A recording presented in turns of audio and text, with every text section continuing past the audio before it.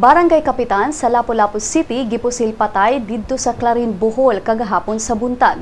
Si Kapitan Jovencio Lauron sa Barangay Agus gingong nagsakay og tricycle kauban ang iyang asawa ug duha ka anak dihang gipusil sa makadagang higayon. Kauban ang laing mga barangay opisyal ug kabanay, padulong unta sila sa iyang hometown sa Sagbayan niadtong tura aron motambong sa fiesta. Saysay ni Councilor Julian Fuentes nga dunay motorsiklo nga mipaduol kanila sakay ang gunman nga nagtabon sa ug itom nga panapton sa iyang naong.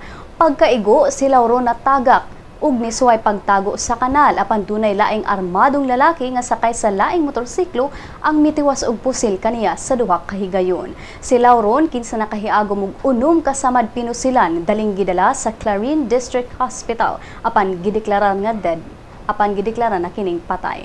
Si Lapu-Lapu City Mayor Paz Radasa nanawagan sa Police Regional Office Central Visayas nga sutaon ang maong insidente aron maila ang mga nagpalikod sa krimen.